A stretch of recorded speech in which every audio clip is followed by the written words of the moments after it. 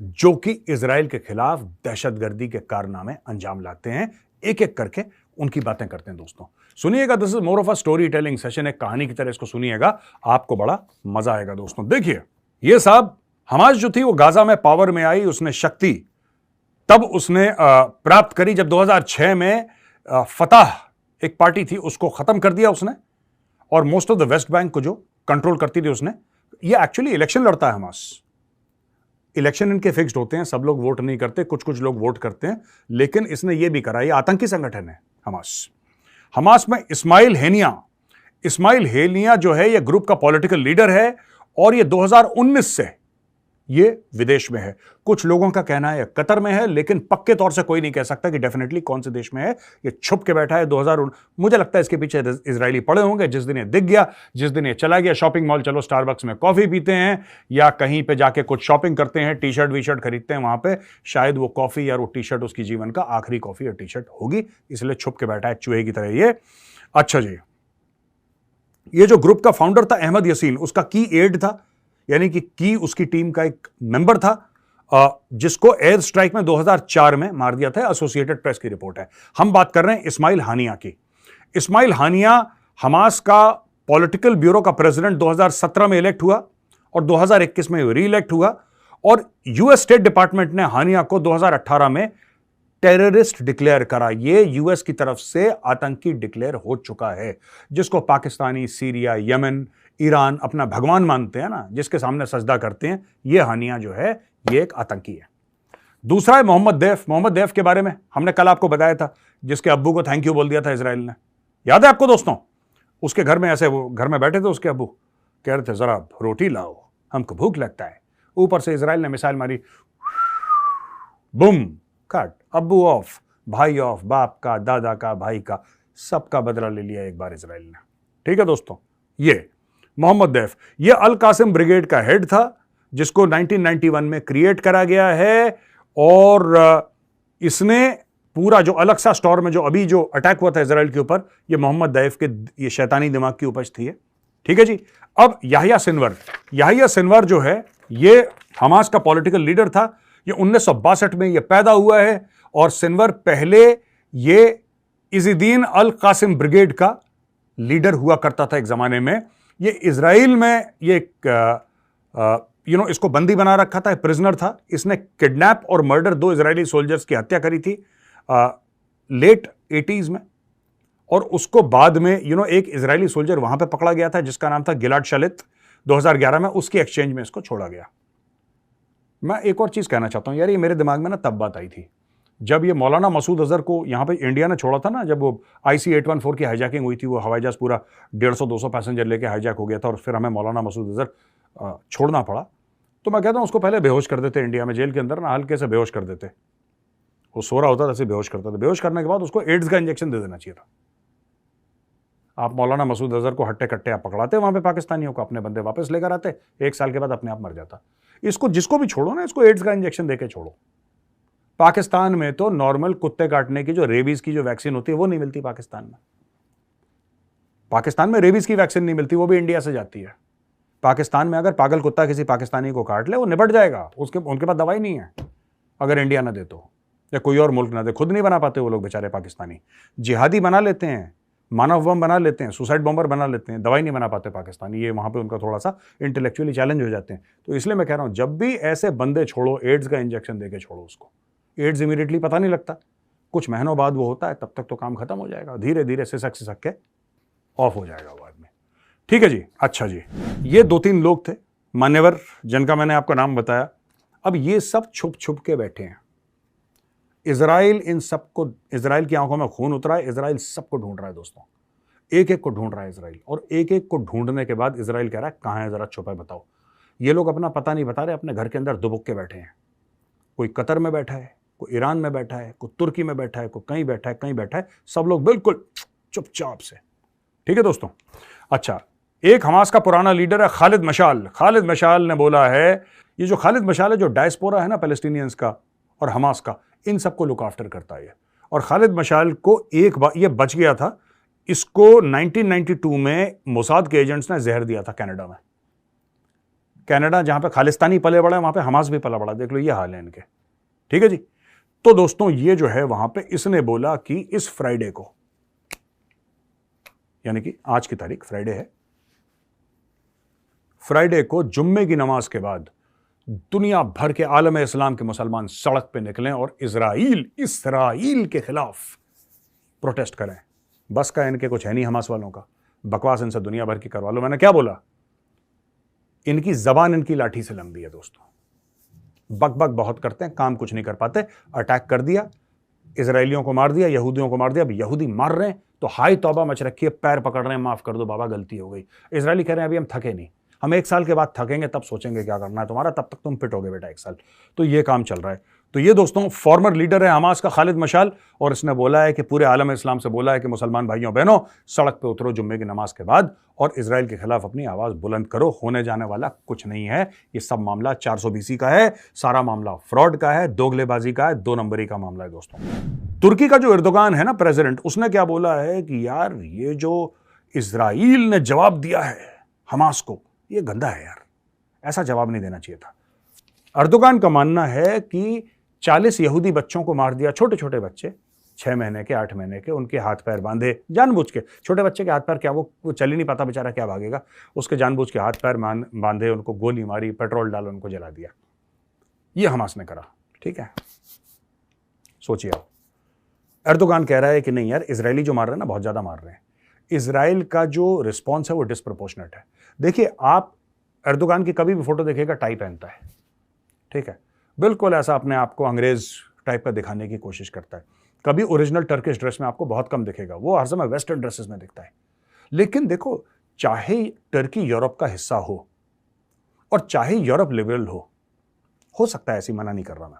ठीक है दोस्तों, एक बात ध्यान रखना, इनके ना खून में जिहाद है, एर्दोगान जैसे लोगों के ना इनके खून में जिहाद है। आप कुछ नहीं कर सकते, you cannot do anything about it. आप कितना भी पढ़ा लो, ऑक्सफोर्ड में पढ़ा लो, कैम्ब्रिज में पढ़ा लो, येल में पढ़ा लो, प्रिंसटन में पढ़ा लो, MIT भेज लो, जिहाद इज जिहाद यार, वो जिहाद रहेगा। आप उसके बारे में कुछ नहीं कर सकते। वो दिल से जिहादी है, वो खून से, वो कन्विक्शन से जिहादी है।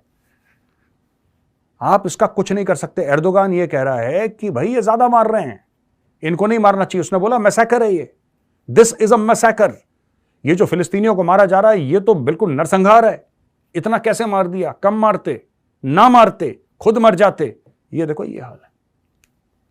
और ये लोग हैं जो कि कंट्रीज को लीड कर रहे हैं। अब आप समझ गए, पूरा देश आतंकी है, पूरा देश की ऐसी मानसिकता है। देखो ये देखिए, ये कहता है कि preventing people meeting their most fundamental needs and bombing housing where civilians live, in short conducting a conflict using every sort of shameful method is not a war, it's a massacre। मैं Erdogan को यह कहना चाहता हूं, shut up जाहिल आदमी, तुम जिहादी हो। और मुझे दोस्तों मैं बता रहा हूं, मुझे वो दिन दूर नहीं लगता जब ये भी अपनी छाती पे 25 किलो RDX लगा के फट जाएगा किसी दिन। एर्दोगान, इसकी हरकतें ऐसी है, फटने वाला है किसी दिन फट जाएगा। मैं आपको बता रहा हूं, जिस दिन ज्यादा आवेश में आ गया, ज्यादा मूड में आ गया, उसको लगा कि ये दुनिया मेरे लिए बनी नहीं, अब तो मुझे ऊपर जाना है, 72 ऊर चाहिए, दबाएगा बटन, बोलेगा थैंक यू, गुड नाइट। ठीक है दोस्तों, और ये कहता है कि भाई unlike the European Union and United States, Ankara, Turkey does not view Hamas as a terrorist organisation. तुर्की कहता है मानते ही नहीं टेररिस्ट। तो तुर्की से पूछना बेटा तुम किसको टेररिस्ट मानते हो? तुम लश्कर तैयबा को टेररिस्ट नहीं मानते, तुम जैश मोहम्मद को टेररिस्ट नहीं मानते, क्या तुम अलकायदा को टेररिस्ट मानते हो? नहीं मानते होंगे पक्का। ओसामा बिन लादेन तो इनके खानदान का बड़ा है, इनके खानदान का बुजुर्ग है ओसामा बिन लादेन। ये इमरान खान, ये सब, ये एक ही थाली के तो चट्टे बट्टे हैं दोस्तों, एक ही थाली के चट्टे बट्टे हैं। इनके दिल में जिहाद है। इनको जो है, देखिए मैं आपको बताता हूं, आपने ये सब डायलॉग बाजी ना कभी सऊदी अरब से नहीं सुनी होगी। वो सेंसिबल लोग हैं सऊदी अरब वाले। आपने कभी UAE वालों से, दुबई वालों से ये सब लैंग्वेज नहीं सुनी होगी। People of Dubai, people of UAE, they are sensible people, they don't talk all this nonsense. ठीक है, they want a better life for the citizens. सऊदी अरब में मोहम्मद बिन सलमान है, they want a better life for the citizens. वो Israel के खिलाफ हों, इजराइल के साथ हों, वो बात की बात है, वो उनका पॉलिटिकल व्यू है, they have every right to have that political view, उनका हक है। लेकिन वो कभी, they don't make such statements, never. They try to play a balancing act because they know that the best they should want the best for the citizens. उनका काम ही वही है। मोहम्मद बिन सलमान को ले लीजिए, या जो यूएई का शेख है उसको ले लीजिए, ये एर्दोगान को खास अंग विशेष में खुजली है। ये कभी नहीं सुधर सकता दोस्तों, मैं आपको बता रहा हूं। ये इसके खून में जिहाद सन चुका है, ये इसकी जान के साथ ही जाएगा, उसके पहले नहीं जाएगा।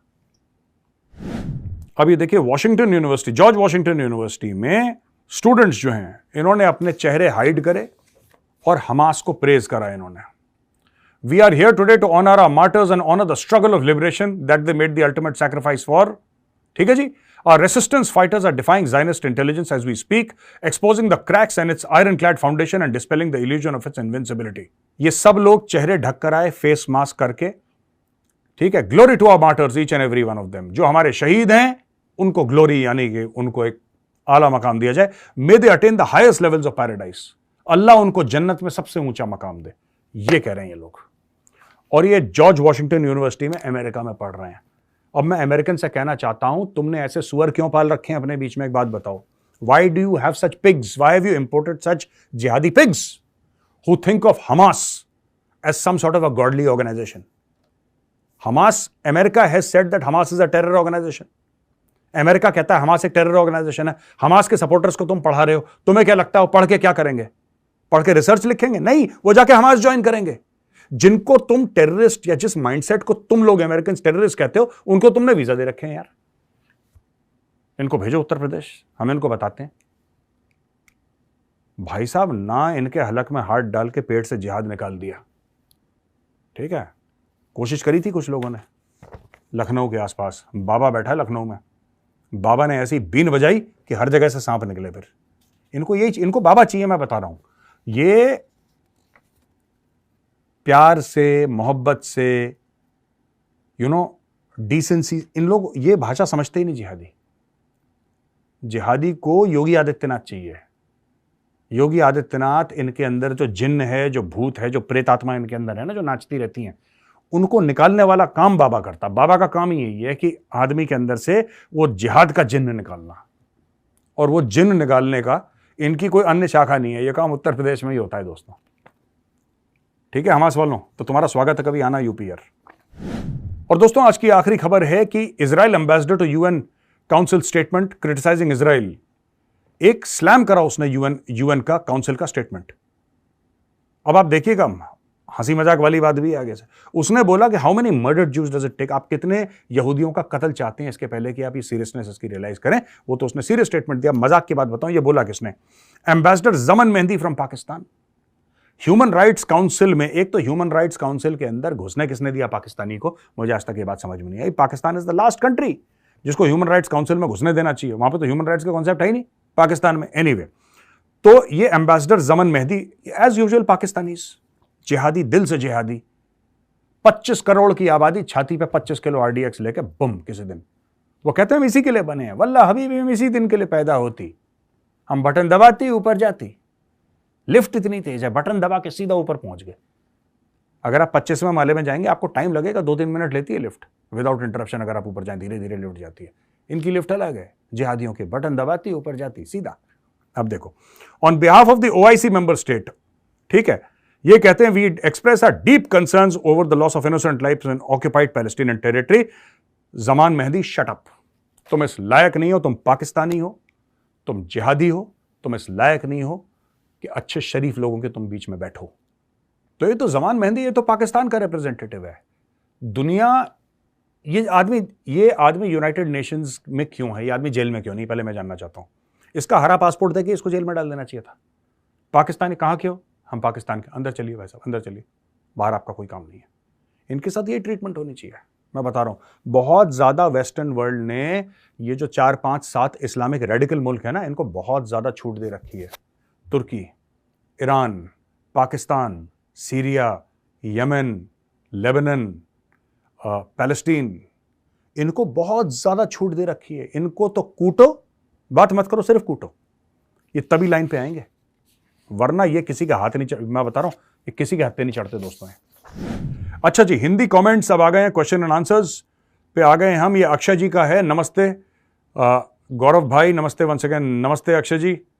मेरा क्वेश्चन टू यू है, intellectuals who are supporting Hamas in India and throughout the world are trying to portray this as a freedom struggle, but we know it is in the truth. ये कह रहे हैं कि ये जो intellectuals हैं, जो अपने आप को बुद्धिजीवी कहते हैं, ये हमास जो लड़ाई लड़ रहा है इजराइल के साथ, ठीक है, ये मतलब ये अपने आप को ये कहते हैं कि भाई हम बुद्धिजीवी हैं और हम सपोर्ट करते हैं हमास को, और हमें पता है कि हमास एक आतंकवादी संगठन है। Murdering of innocent civilians, rape and beheading of 6-month-old baby. Shouldn't we associate the supporters of Hamas and Palestine with these crimes instead of this so-called freedom struggle? Akshay जी, ऐसा है कि ये जो बुद्धिजीवी हैं ना, ये गधे हैं एक्चुअली। ये बुद्धिजीवी हैं नहीं, मैं तो उनको गधा कहता हूँ। They are simple donkeys. इनको नॉलेज है नहीं, राइट? इनको इनके वही जो प्रोफेसर्स हैं इनके कॉलेजेस में, उन्होंने कोई स्टोरी सुना दी, वो भी लेफ्ट लीनिंग है, लेफ्ट रेडिकल्स हैं, उन्होंने कोई स्टोरी सुना दी, बच्चों ने स्टोरी पढ़ ली, वही बच्चे बकवास कर रहे हैं। इनके कहने से कोई फर्क नहीं पड़ेगा। मैं उस यूनिवर्सिटी का नाम नहीं लूंगा, मैं यूनिवर्सिटी में गया था 5 साल पहले, मुझे बुलाया था किसी काम के लिए, तो वहां पे स्टूडेंट ने बोला कि हम ये और ये हमारा व्यू है, ये पॉलिटिकल रेवोल्यूशन और ये सब दुनिया भर की बातें। मैं फिर से बता रहा हूं, मैं उस जगह का नाम नहीं लूंगा। तो मैंने बोला कि आपकी कैंटीन में समोसा कितने का मिलता है? तो उसने बोला 5 रुपए का। उस स्टूडेंट ने बताया। हंसने लगे कि मेजर साहब जो हैं समोसे का भाव क्यों पूछ रहे हैं। तब मैंने उनको बोला कि आपको पता है बाहरी समोसा 20 रुपए का बिकता है, यही समोसा चटनी के साथ, हरी चटनी, सौंठ की चटनी के साथ, ये 20 रुपए का बिकता है एक समोसा। आपको 5 रुपए का मिल रहा है। तुम्हारी इतनी औकात नहीं है कि तुम 20 रुपए का समोसा खा लो, और तुम्हें ज्ञान देना है कि तुम्हें पॉलिटिकल रेवोल्यूशन लानी है, सोशल रेवोल्यूशन लानी है। हम थिंकर्स हैं फ्यूचर के। बेटा, तुम्हें स्कूल कॉलेज भेजा मम्मी पापा ने पढ़ने के लिए, तुम ज्ञान मत बांटो, वहां पे ज्ञान अर्जित करो, वरना तुम देखिए, मैं आपको बताऊं, कभी आपने ये जो बीमारी है ना दोस्तों, ये कुछ खास यूनिवर्सिटीज, खास कॉलेजेस की, आपने कभी देखा? IIM अहमदाबाद में लोग झंडा लेके सामने निकल गए, IIT कानपुर, IIT खड़गपुर, किसी और IIT दिल्ली के स्टूडेंट ने बोला कि हम हड़ताल करेंगे और हमें बड़ा दुख है, पैलेस्टीन और इजराइल की लड़ाई हो रही है उसके ऊपर। कभी आपने सुना है? ISB हैदराबाद, जो इंडियन स्कूल ऑफ बिजनेस है, बड़ा फेमस है, बहुत टॉप टियर, एक इट्स अ बिजनेस स्कूल। कभी आपने सुना है वहां पे कि स्टूडेंट्स ने बोला कि हमें, क्योंकि those are people living in the real world, dealing with real world problems. ये ज्यादातर, मैं खुद एक लिबरल आर्ट्स कॉलेज का हूं, इसलिए मैं बता रहा हूं, मैंने भी हिस्ट्री ऑनर्स पढ़ी है। ये जो है ना, लंबे 7, 8, 10 साल तक PhD अपना कर रहे हैं, मास्टर्स कर रहे हैं, हॉस्टल में पड़े हुए हैं, हॉस्टल खाली करने का नाम नहीं ले रहे। ग्रेजुएशन के बाद 1 MA करा, 2 MA करा, MA करने के बाद पड़े हुए हैं, वहां पे चुनाव लड़ रहे। ये सब उन लोगों की खाज खुजली है। ये पैलेस्टीन के साथ खड़े हो जाएंगे और people who are directionless in life, जिन्होंने जीवन में कुछ अचीव नहीं करना, उन्होंने यही बकवास। मैं फिर आपसे कह रहा हूं, आपने कभी सुना IIM अहमदाबाद में हड़ताल हो गई कि IIM अहमदाबाद वाले सड़क पे आ गए कि फिलिस्तीन में क्या हो रहा है? वो कह रहे नहीं यार, हमने इतने पैसे खर्च करे भैया, पढ़ाई करनी है, नौकरी करनी है। So these people from engineering colleges, सिर्फ IIT IIM की बात नहीं कर रहा, any good engineering college, any good management institute, any good one, these people are solving real world problems यार, they are living in the real world. इनके पास है फजूलियात, बकवासियात का इनके पास टाइम नहीं है। ये सब उन्हीं के लिए है कि MA, AA, MA वाले जो है ना, जो पढ़े हुए हैं। दिल्ली यूनिवर्सिटी में ऐसे आपको बहुत मिल जाएंगे, यूनिवर्सिटी के अंदर पढ़े हुए हैं 10-10 साल, 5-5 साल। यूपी मिल जाएंगे कहीं भी है, पढ़े हुए हैं, हॉस्टल में चुनाव लड़ रहे हैं और बड़ा गाजा पट्टी के बारे में बात चल रही है। ये सब फालतू की चीजें करते हैं लोग, डोंट टेक देम सीरियसली, ठीक है? ये तो इतने फालतू के, इनसे लोग वोट मांगने नहीं जाते। नेता जो है ना, इनसे वोट भी नहीं मांगते, कहते हैं पागल हैं ये। अच्छा जी, अनडिस्प्यूटेड, जबरदस्त। हेलो मेजर साहब, big fan, almost 2 million family, congratulation in advance. भाई पहले से कॉन्ग्रेचुलेशन मत बोलो, बैड लक होता है, पर ठीक है, आपकी दुआओं के लिए बहुत बहुत धन्यवाद आपको, हाथ जोड़ के। मेरा सवाल है कि मैं बहुत सोशल मीडिया पे एड्स देख रहा हूं to fund the Palestine cause, this could be terrorist organisation collecting money, how does our government counter this? अच्छा, आप ये कह रहे हैं कि आपने सोशल मीडिया प्लेटफॉर्म में कई सारी, यूट्यूब में भी आपने कई सारी एड देखी हैं पैलेस्टीन कॉज को फंड करने की। This could be terrorist organisation collecting money, ये टेररिस्ट ऑर्गेनाइजेशन हो सकती हैं जो पैसा कलेक्ट करना चाहती हैं। हमारी सरकार कैसे इसको काउंटर करती है? देखिए, सरकार के पास प्रॉपर एक तंत्र होता है इसको काउंटर करने का, और क्योंकि ना ये अलग अलग दिशा से आती हैं, तो सरकार बात करती है यूट्यूब से और सोशल मीडिया प्लेटफॉर्म से कि आप इसको उतारो, उसमें टाइम लगता है because there is a certain process to it. But ऐसी बात नहीं कि सरकार को नहीं पता है, सरकार इसके खिलाफ एक्शन नहीं ले रही है। जहां तक आपका शक है कि पैलेस्टीन के नाम पर 99% के टेररिस्ट ऑर्गेनाइजेशन पैसा इकट्ठा कर रही है, इनका काम ही यही है, विक्टिम कार्ड प्ले करो, पैसा इकट्ठा करो, ठीक है। So I think the government is pretty capable and the government will be doing it. It might take some time but it will do it. अच्छा जी, ये सवाल है एस कुमार जी का। एस कुमार जी कहते हैं, hello sir. Hello Kumar ji, I love your to the point analysis, thank you very much. मैं ये जानना चाहता हूं कि हम कितने प्रिपेयर्ड हैं अगर पाकिस्तान या कोई Pakistan terrorist entity Hamas level का अटैक भारतीय सॉइल पे करे, हमारा क्या रिएक्शन होगा और हमारे कॉन्टेक्स्ट में इसका क्या जवाब होगा। थैंक यू सर, जय हिंद। जय हिंद कुमार जी। देखिए, ऐसा है कि इस टाइप के लेवल के इंसिडेंट इससे बड़े बड़े भारत में कर चुके हैं। जो कारगिल था वो यही था, घुसपैठ करना, अंदर आना। कारगिल में हमारे 527 भाई जो थे वो वीरगति को प्राप्त हुए। बहुत भयानक जंग हुई थी कारगिल की, उनको उखाड़ फेंकने की। तो ये पाकिस्तान पहले कर चुका है, राइट। लश्कर तैयबा ने और जैश ए मोहम्मद ने मिलकर पार्लियामेंट पर अटैक करा था, भारत की पार्लियामेंट पे। फिर लश्कर तैयबा ने ये 26/11 करा, फिर अक्षरधाम टेम्पल पर अटैक हुआ। ऐसे कई सारे 1993 बॉम्ब ब्लास्ट जो दाऊद इब्राहिम से ISI ने करवाया। तो ऐसा भारत पे हो चुका है। आपने एक बात नोट करी होगी, काफ़ी समय से ऐसा कुछ हुआ नहीं है टचवुड। कश्मीर में होता है छुटपुट, कभी ये हो गया, 1-2 लोग मर गए, यहाँ पे आतंकवादी 1-2 लोग मर गए, हमारे 2-3 भाई वीरगति को प्राप्त हो गए। लेकिन मेनलैंड इंडिया में और इवन कश्मीर में वो लेवल आतंकवाद नहीं है, क्योंकि पाकिस्तान को एक क्लियर मैसेज चला गया है। क्लियर मैसेज चला गया कि यार देखो, और मतलब इसका बहुत दाम देना पड़ेगा तुम्हें, बहुत दाम देना पड़ेगा। अगर दोस्तों मेरे हाथ में ताकत होती है, मेरे हाथ में कुछ भी होता ना, तो पाकिस्तान नहीं भी करता, पाकिस्तान को फिर भी दाम देना पड़ता, क्योंकि मुझे तो वैसे ही नफरत है। पाकिस्तान चुपचाप बैठा है, कुछ नहीं कर रहा, मैं जाकर कुटवा देता अंदर कड़ाक से।